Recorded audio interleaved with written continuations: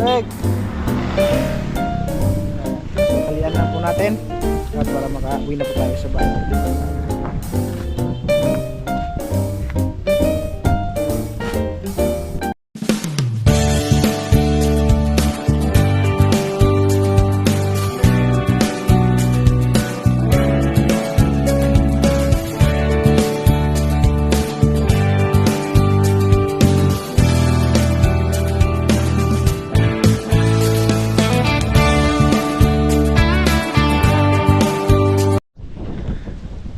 Magandang tanghali po mga kanegs at welcome naman po sa ating panibagong vlog. So ngayon po ang oras po natin alas 12:40 na nga po ng umaga at tanghali, no?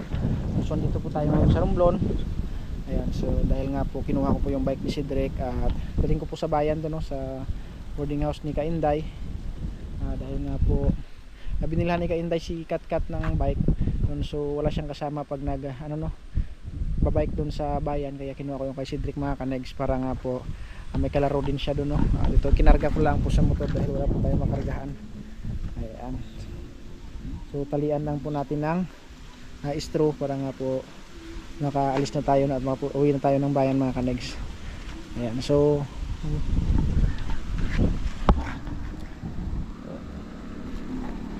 Peg!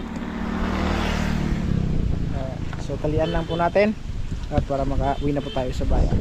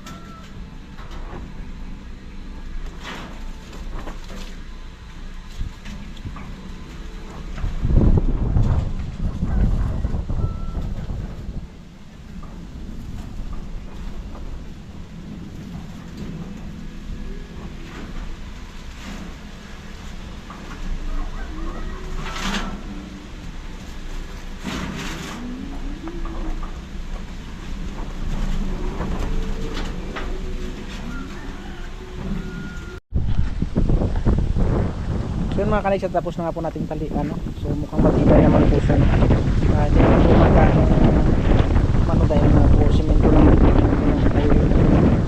So ready na po tayo para uwi ng bayan. Ayan. So upload ko lang po kayo mamaya para ganoon na po tayo sa bayan mga kanegs. Alright. At meron po tayong dalang Chico. Dalhin niya, ma. Ayan. So try po natin kung matamis. Chico banana. Ayan. Tignan natin. Sarap.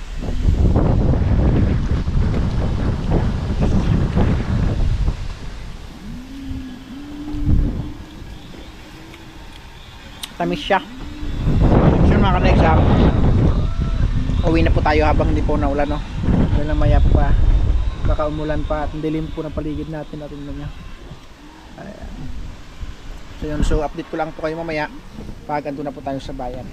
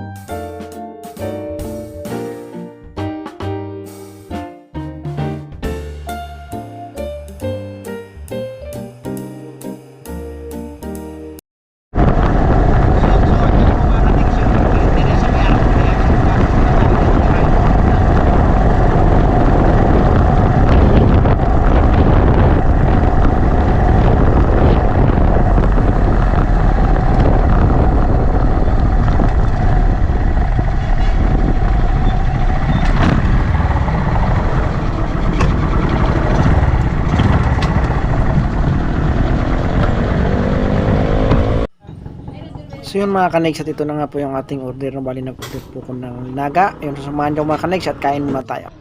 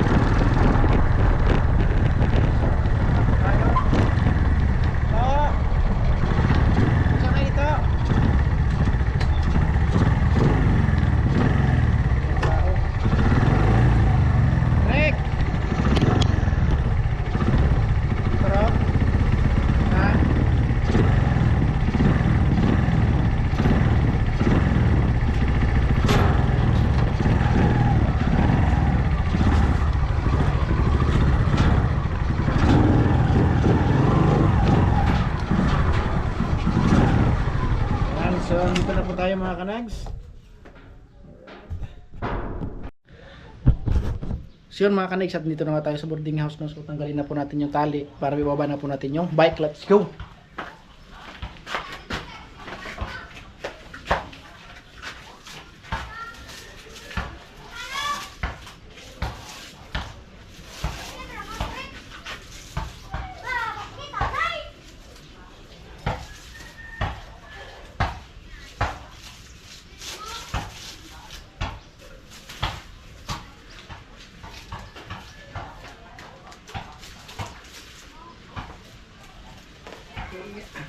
Buto na lang po at hindi na natanggal yung tali natin mga kanags.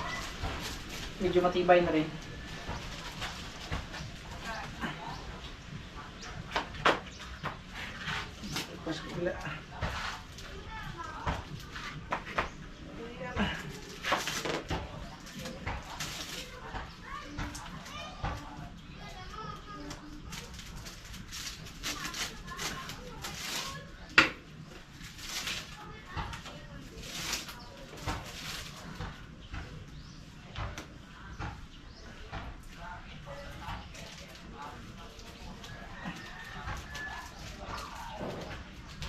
Mahigpit na.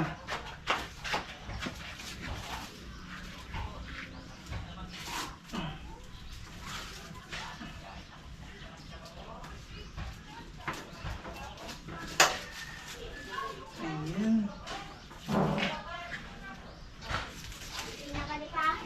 Lago na. Yun, so dito na nga po si Cedric, excited na rin po dahil matagal na rin po siyang hindi nakagamit ng kanyang bike. Ayan. Ang lagi ah.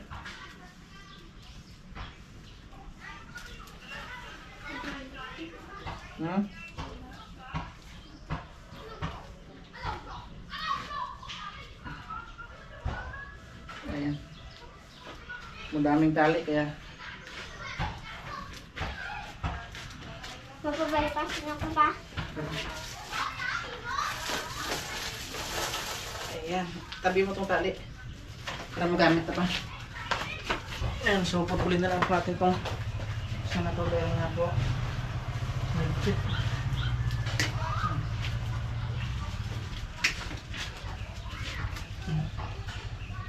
Ayan, so ibaba na po natin. Let's G. Meron pa pala dito.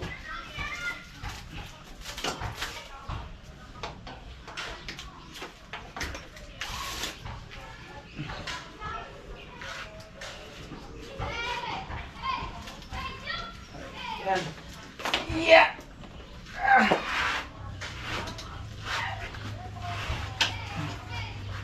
So, nakarating din po tayo dito sa bayan. So, pakita ko lang po sa inyo mga connection kay nililikin tayo, no? Doon kay kat na bike. Ito nga po siya. So, may kasama na po yung bike ni Cedric. At maglalaro na nga po sila mamaya. Ayan. So, pahinga lang po tayo. At update ko lang po kayo mamaya kung ano pa po yung pwede natin magawa dito sa bahay din tayo. Alright. So, mga kanigs, at kakarating lang po ng bike. At nagaya na nga po silang dalawa para magbabike na rin sa labas. So, safety naman po sila din sa labas dahil nga po madalang na lang po yung nadaan sa sasakyan mga kanigs yun. So, ready na kayo? Opo. Uy! Buksan ko na yung gate. Buksan ko na yung gate. Alis. Ito na magbubukas. Pagsawa na po sila magpabike mga kanigs, nakabili na rin po kami ng bula. Ayun, so magbabasket lang po sila dyan dahil nga po malapit na. So, ingat kayo sa ano ha, sasakyan ha. Tabi lang kayo dumaan. Ayan. Kat, baka ano tingin, baka may sasakyan. Ayan, so maganda po yung panahon mga kanigs at hindi naman sobrang init. Kaya pinabike ko muna yung mga bata. Ayan, so tuwang-tuwa po yung dalawa dahil dalawa na po yung bike nila. Tig-isa na po sila, no? Ayan.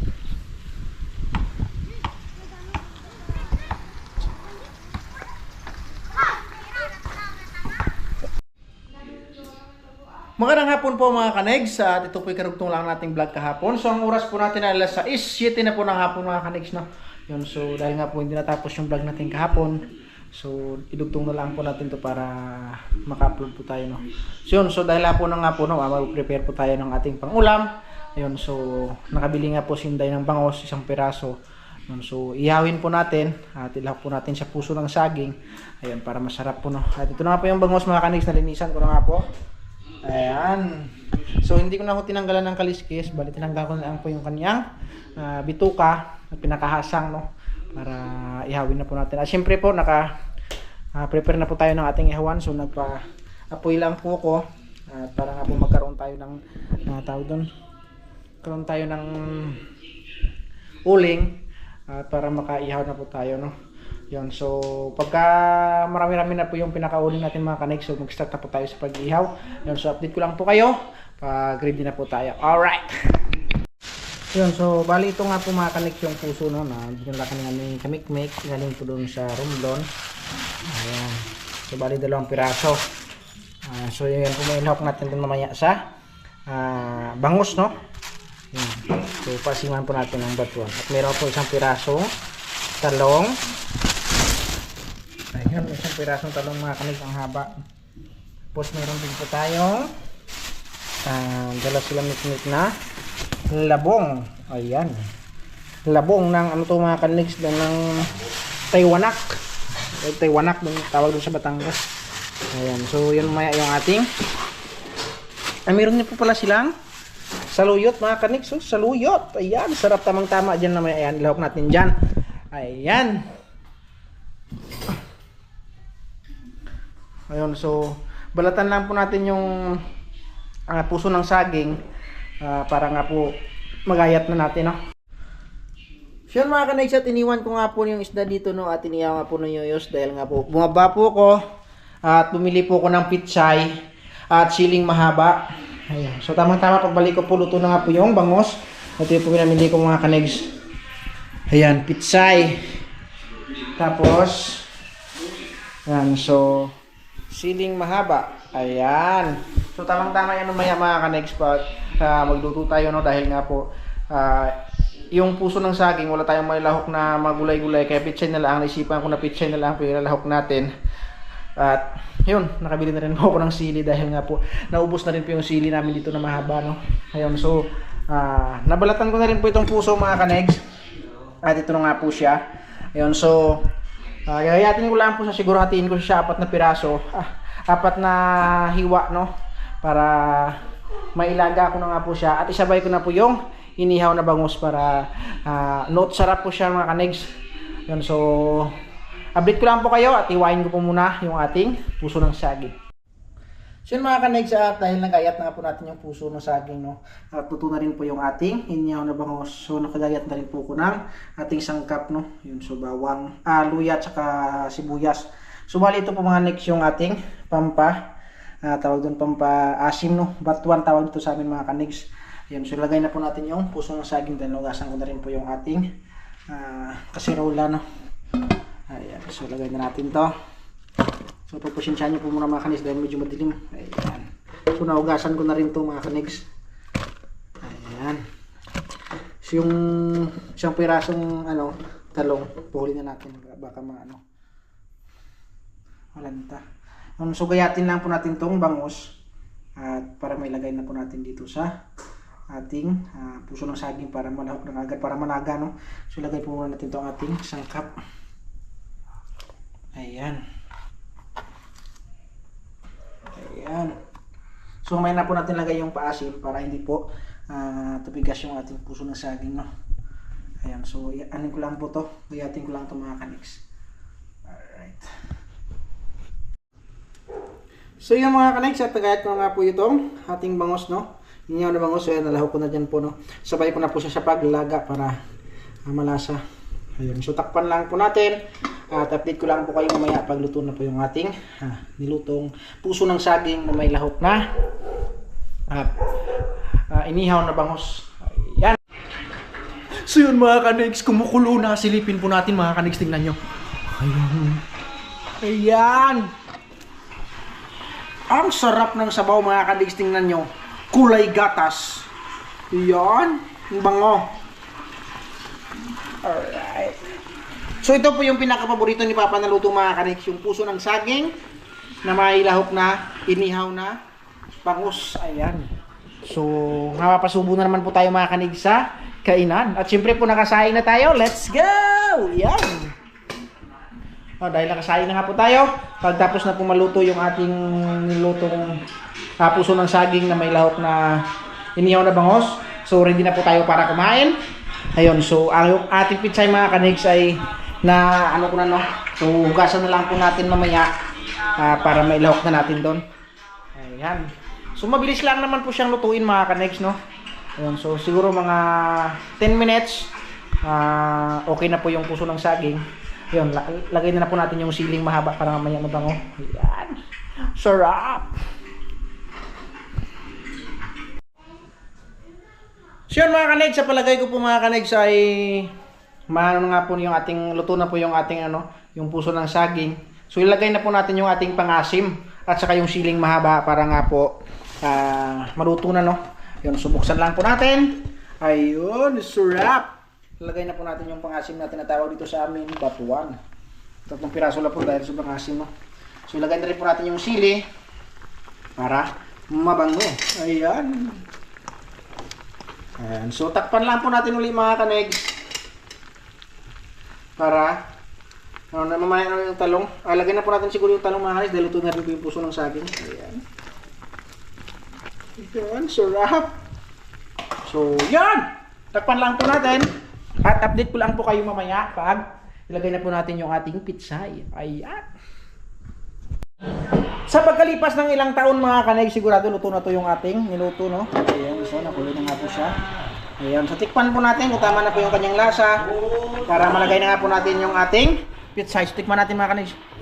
Init. Sarap! Lasang puso na may bangus. Sarap talaga mga kanags. No. The best. Ayun, so ilalagay na po natin yung ating pitsay dahil luto na nga po yung puso ng saging. Ayan. Oh. Ayan, sarap. Sarap yung mga ganitong luto. Ganitong gulay. Sarap. Ayan. So, huwag natin haluin mga kanis dahil yung tawag doon yung bangus baka madurog at sobrang tinik. Ayan lang, tama lang no? Ayan. So yun mga negs, at tuto na nga po yung ating tinula no. Ayan, so lagay lang po natin dyan. Ayan, so tawagin lang po natin sila para kumain. Guys, kain na. Kain na to. Day, kain na. Bonso, kain na. Wow, sana tinatawag pa. Ayun, so hintayin lang po natin silang lumabas no. Sa kanya-kanyang mga kwarto at para kumain na po sila ng kanilang hapunan. At maya-maya po, update ko lang po kayo pag ready na po sila kumain. Alright. Yung mga kanigs at umpisa na nga po sila kung kumain na kanilang hapunan. Yan, so mauna na lang po sila at ako'y busog pa. Mamaya na po kain mga kanigs. Ayan. To, kuha na kanin to.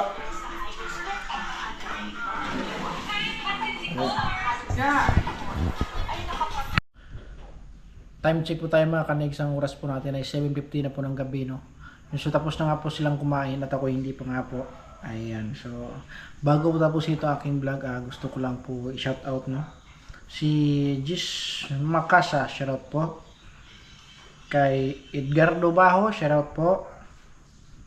Kay Elgin DG Vlog, shout out po. Kay Ma'am Sinaida Maloles, shout out po. Kay Sirasindero TV, shout out po. Lagi po kayo mag-ikat dyan sir no. Kasi Sirasindero po, yun po yung ang team Kapanalig no, yung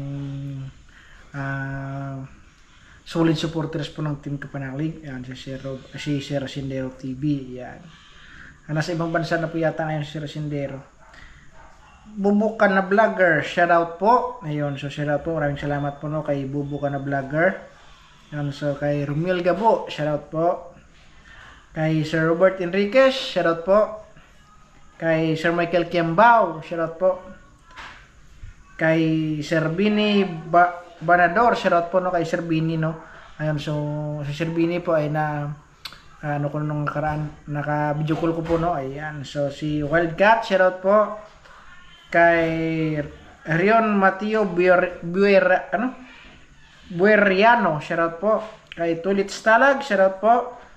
Kay Goldwyn Angeles, shoutout po. Ayun, so yan po yung nag-comment sa atin dito, no? So maraming salamat po. Dahil kahit po dito tayo sa Iloilo, wala po kayong sawang nanood ng aking vlog, no? Wala naman tayo dun sa Team Kapanalig sa Kalaka, no? Ayun, so papasensyahan nyo muna mga kanex dahil nga po hindi po tayo nakabalik doon. So sana maintindihan nyo po, no? So hanggang dito na lang po, no? At gusto ko lang po pasalamat rin, no, sa solid supporters sa Team Kapanalig, kay Mario de Maranan, kay Sir Robert Enriquez, kay Sir Lagalag 44, kay Mamumpa. Yun, so maraming salamat po, no? At lagi po kayo mag-ingat. Sana po yan nasulok ng mundo. God bless you all. I love you all. Bye-bye.